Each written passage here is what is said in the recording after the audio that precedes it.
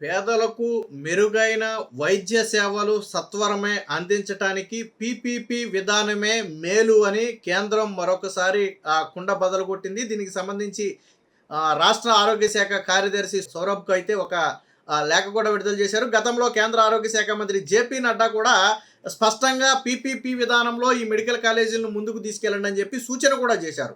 నిన్న రాసిన లేఖలో ఆ విషయాన్ని కూడా ప్రస్తావించారు. ఆల్రెడీ ఇప్పటికే కేంద్ర ఆరోగ్య శాఖ మంత్రి మీకు ఒక లేఖ రాసి ఉన్నారు. ఇది రెండవ లేఖ అని దాదాపుగా 27 పేజీల లేఖనైతే రాష్ట్ర ప్రభుత్వానికి పంపారు. అందులో చాలా సుస్పష్టంగా ఒక విషయం చెప్పారు.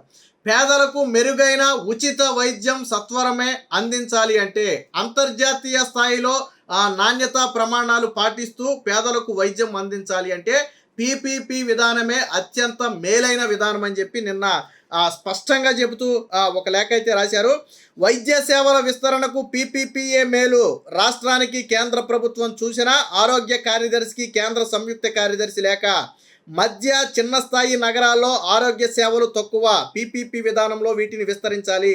న్యూక్లియర్ మెడిసిన్ ద్వారా క్యాన్సర్, కార్డియోవస్కులర్ అలాగే నరాల వ్యాధులకు చికిత్స 27 పేజీలతో మార్గదర్శకాలు జారీ అని చెప్పి ఒక వార్త కూడా వచ్చింది. అయితే ఇప్పుడు జగన్మోహన్ రెడ్డి సమాధానం చెప్పాలి. జగన్మోహన్ రెడ్డి గతంలో ఏదన్నాడు, ఈ పీపీపీ విధానంలో ఎవరైనా ప్రాజెక్టు చేపడితే లేదా పీపీపీ విధానంలో ఎవరైనా ముందుకు వచ్చి దీనిలో పాలు పంచుకుంటే వాళ్ళని మేము వచ్చిన తర్వాత జైలుకు పంపుతామన్నాడు. మరి ఇప్పుడు లేఖ రాసిన కేంద్ర కార్యదర్శిని లేదా గతంలో పీపీపీ విధానమే మేలన్న కేంద్ర ఆరోగ్య శాఖ మంత్రి నడ్డాను జగన్మోహన్ రెడ్డి జైలుకు పంపుతాడా?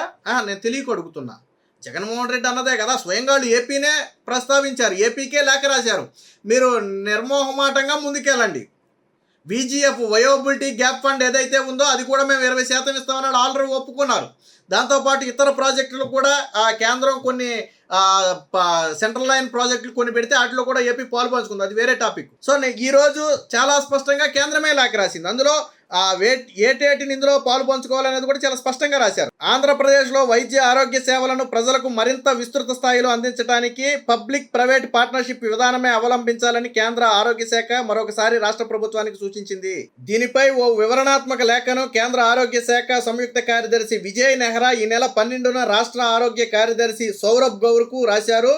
దీనితో పాటు పీపీపీ ద్వారా వివిధ సేవలను గరిష్ట స్థాయిలో అందించడానికి 27 పేజీలతో కూడిన మార్గదర్శకాలు కూడా అందులో ఇవ్వడం జరిగింది. గతంలో జేపీ నడ్డా కూడా దీని గురించి ప్రస్తావించారనే అంశాన్ని ఆ లేఖలో ఆయన కూడా ప్రస్తావించడం జరిగింది. సో వైద్య సేవల డిమాండు లభ్యత మధ్య ఉన్నటువంటి వ్యత్యాసాన్ని పూరించడానికి 5 అంశాల్లో 1 న్యూక్లియర్ మెడిసిన్, 2 సంచార వైద్యశాలలు, 3 దంత వైద్యశాలలు, 4 రేడియాలజీ సేవలు, 5 క్యాన్సర్ డే కేర్ సేవలను విస్తరించడానికి పీపీపీ విధానంలో మెరుగైందని, పరికరాలు సమకూర్చడం, అమలు, నిర్వహణ ద్వారా లభ్యత పెరుగుతుందని, 5 నుంచి 10 ఏళ్ల పాటు ప్రైవేటు భాగస్వామి ఆయా విభాగాల్లో సేవలు అందించే విధానం పైన మార్గదర్శనం, అంటే ఎంతకాలం ఇవ్వాలనేది తర్వాత డిసైడ్ చేస్తారనుకోండి. వీళ్ళు 5 నుంచి 10 ఏళ్ల పాటు ప్రైవేట్ పార్ట్నర్షిప్ ఉండాలనేది కేంద్రం సూచించినటువంటి విధానం. తర్వాత అది మార్చవచ్చు.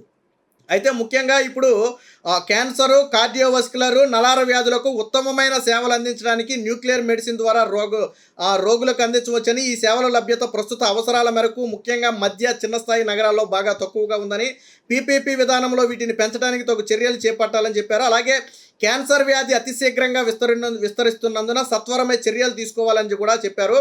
దాదాపుగా అంటే వీళ్ళు చెప్పేది ఒక్కటే, ఏ వ్యాధులైతే ప్రజలను ఎక్కువగా ఇబ్బంది పెడుతున్నారో, ఆ వ్యాధులకు అందించే చికిత్స తక్కువగా ఉందో ఆ రంగాలలో పీపీపీ విధానం తీసుకుంటే ప్రధానంగా రోగులకు ఉపయోగపడుతుంది. ముఖ్యంగా వీళ్ళు కేంద్రం చెబుతున్న దాని ప్రకారం క్యాన్సర్ వ్యాధులు చాలా ఎక్కువగా ఉన్నాయి. దాంతోపాటు కార్డియోవస్కులర్ వ్యాధులు, నరాల బలహీనత, దీంతోపాటు దంత సమస్యలు అనేవి ఎక్కువగా ఉన్నాయి. సో వీటికి సంబంధించి మధ్య లేదా చిన్న చిన్న నగరాలు లేదా గ్రామీణ ప్రాంతాల్లో పూర్తి స్థాయి వైద్య సేవలు అందటం లేదు. అంటే సమస్యలకు సరిపడా పరిష్కార మార్గాలు హాస్పిటల్స్ అందుబాటులో లేవు. కాబట్టి ఈ రంగాలలో పీపీపీ విధానాన్ని ఆహ్వానించడం ద్వారా ప్రధానంగా ఈ సమస్యలు పరిష్కరించవచ్చు. మెజారిటీ మనం దేనికి ప్రయారిటీ ఇవ్వాలంటే ఎక్కువగా ఏ సమస్య ప్రబలుతుందో దానికి ప్రయారిటీ ఇవ్వాలి. సో వీళ్ళు చెప్పింది కూడా అదే. ఇక క్యాన్సర్ డే సెంటర్లు ఏర్పాటు చేయడం కూడా ఈ పద్ధతిలో అనువైందని పేర్కొన్నారు. 2027-28లోగా దేశవ్యాప్తంగా ఉన్నటువంటి అన్ని ప్రభుత్వ ఆసుపత్రుల్లో కూడా డే కేర్ క్యాన్సర్ సెంటర్లు ఏర్పాటు చేయాలి అనేది కేంద్ర ప్రభుత్వ లక్ష్యం. దానిలో భాగంగానే 2025-26 సంవత్సరానికి ఆంధ్రప్రదేశ్కు 14 డే కేర్ సెంటర్లు మేము కేటాయించాము. భవిష్యత్తులో మరిన్ని సెంటర్లు కూడా కేటాయించబోతున్నామని చెప్పి చాలా స్పష్టంగా చెప్పారు. అంటే వైద్య సేవల విస్తరణకు చంద్రబాబు గారు తీసుకున్నటువంటి నిర్ణయం అత్యుత్తమ నిర్ణయం అని చెప్పి కేంద్ర ప్రభుత్వం అభిప్రాయపడుతుంది. ఇక పీపీపీలో సో అభివృద్ధి కోసమే పీపీపీ 20% వయో విజిఎఫ్ ప్రకటించిన కేంద్రం, వేగంగా స్పందించిన రాష్ట్ర ప్రభుత్వం 1.15 లక్షల కోట్ల విలువైన 270 ప్రాజెక్టుల ప్రతిపాదన. కేంద్ర పైప్ లైన్ నమోదుల్లో ప్రాజెక్టుల్లో 30% మనమే, దరిదాపుల్లో లేని మిగతా రాష్ట్రాలు. అయితే కేంద్ర ప్రభుత్వం ఏదైతే 20% విజిఎఫ్ ప్రకటించిందో ఆయా ప్రాజెక్టులకు సంబంధించి 270 ప్రాజెక్టులను ఆంధ్రప్రదేశ్ ప్రభుత్వం నమోదు చేసుకుంది. అంటే కేంద్రం ఇచ్చే 20% విజిఎఫ్ ఫండ్ను ఉపయోగించుకుని వాటిని పట్టాలు ఎక్కించాలి అనేది చంద్రబాబు గారి ఉద్దేశం. మన రాష్ట్రంతో పోలిస్తే మనం 270 ప్రాజెక్టులను గుర్తించి ఏపీలో అవసరం ఉందని చెప్పి మనం నమోదు చేస్తే, రెండవ స్థానంలో ఉన్నటువంటి రాష్ట్రం కేవలం 70 ప్రాజెక్టులే నమోదు చేసిందంటే ఆంధ్రప్రదేశ్కు దరిదాపుల్లో ఎవరూ కూడా లేరు. అంటే కేంద్రం నుంచి వచ్చే బెనిఫిట్స్ను పూర్తి స్థాయిలో ఉపయోగించుకోవాలని చంద్రబాబు గారు అయితే దృఢ సంకల్పంతో ఉన్నారు.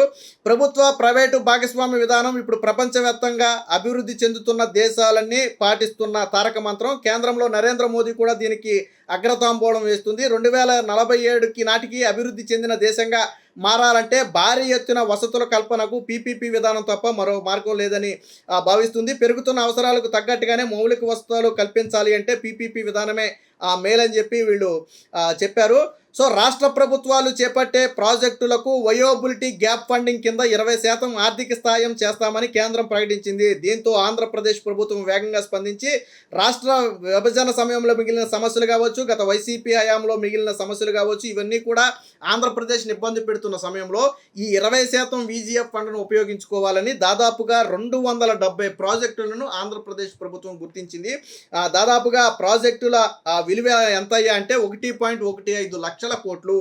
సో 270 ప్రాజెక్టులు అంటే మన ఆంధ్రప్రదేశ్ 1.15 లక్షల కోట్ల ప్రాజెక్టులు నమోదు చేస్తే, రెండవ రాష్ట్రం తమిళనాడు 70 ప్రాజెక్టులు 87,000 కోట్లు, మూడవ రాష్ట్రం మధ్యప్రదేశ్ 21 ప్రాజెక్టులు 65,000 కోట్లు, రాజస్థాన్ 12 ప్రాజెక్టులు 22,000 కోట్లు, జమ్మూ కాశ్మీర్ 57 ప్రాజెక్టులు 21,000 కోట్లు, తెలంగాణ 18 ప్రాజెక్టులు 7,000 కోట్లు. బట్ అత్యధికంగా 1.15 లక్షల కోట్ల ప్రాజెక్టులను ప్రతిపాదించింది మాత్రం ఆంధ్రప్రదేశ్ ప్రభుత్వమే.